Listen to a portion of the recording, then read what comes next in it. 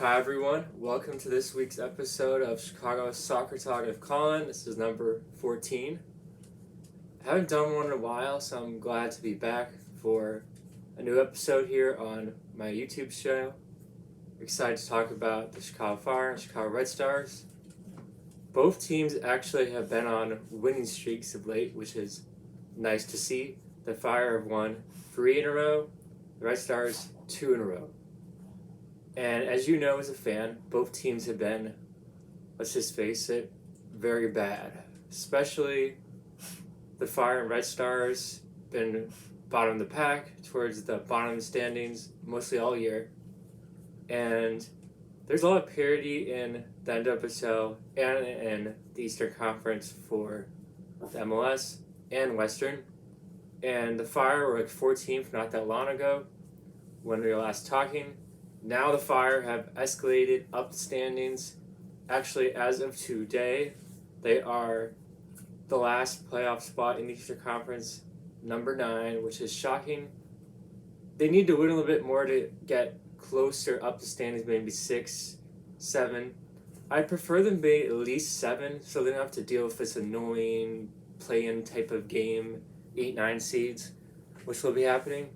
I'd rather they avoid that, just get comfortably in the playoff zone setting, and they'll be good to go. Will they win a playoff game? That is to be determined. I do not have any idea.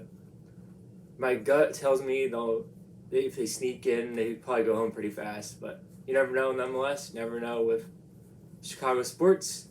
We could be going home fast, or we can make a big run no one saw coming. Hopefully it's the latter, the second option.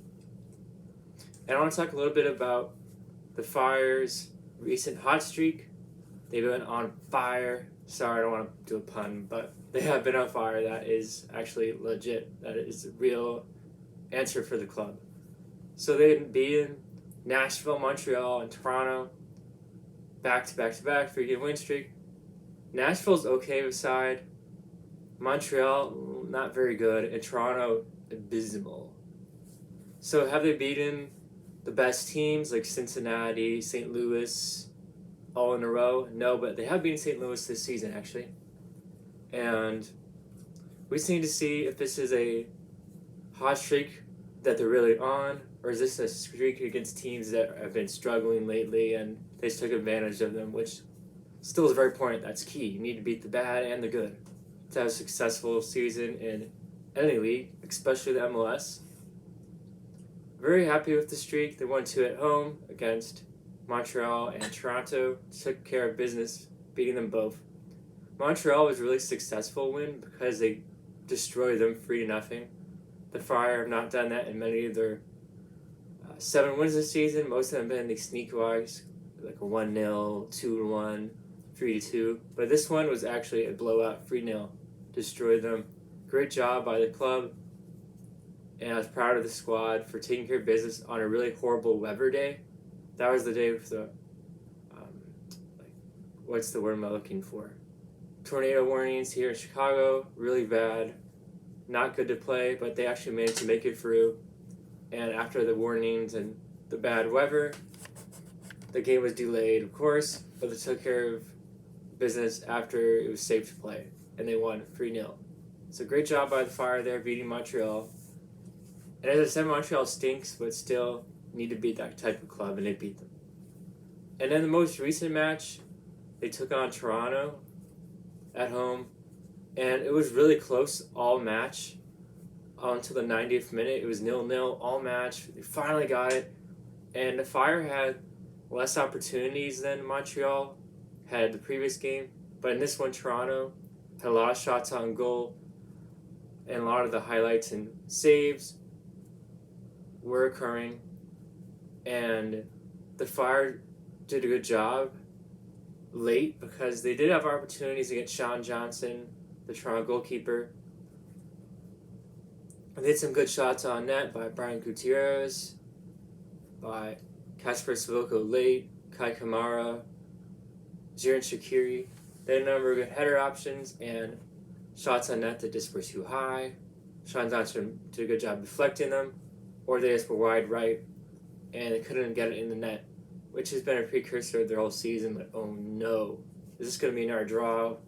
It was just like usual. They couldn't score one little goal, and that was it. Another scoreless draw, which the Fire have had a lot of those this season. But in the end, after a good job by Chris Brady in net, his first shutout in a row, I want to give him a lot of credit. He's been fantastic. And he hasn't had the most shots on net against him, but when he has, he's did a good job deflecting them, blocking them, taking them out of the way. And late in the match, this is where the action starts. This is where the Fire hot streak continued when Kasper Sabulko, who was brought in, had a brilliant header. So Brian Gutierrez was in the midfield. He was doing a great job charging in late to the Toronto net, and he was on the left wing. Excellent pass to Kasper Sabulko on stride.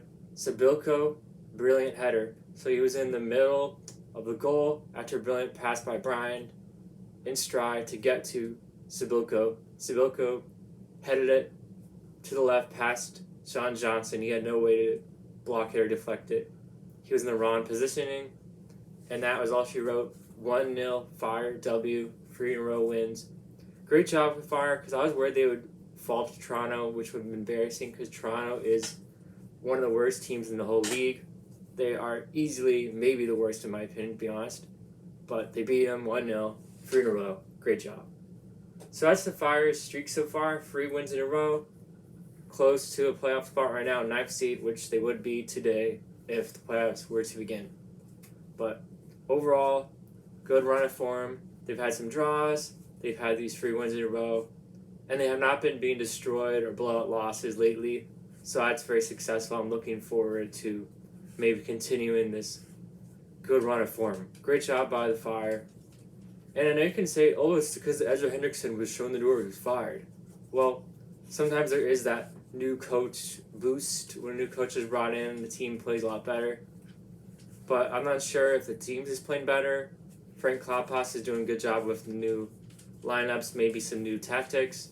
Or is the team finally starting to ramp up and finally start to play better, more to their real ability than how they've been playing most season when one of the worst teams in the league. So good job overall. The next match they will play is coming up pretty soon, but there's a little bit of a delay. The next match they play is not for a while, actually. We'll see when they play again, because we have the MLS All-Star game coming up. The next game for the Fire is on Thursday,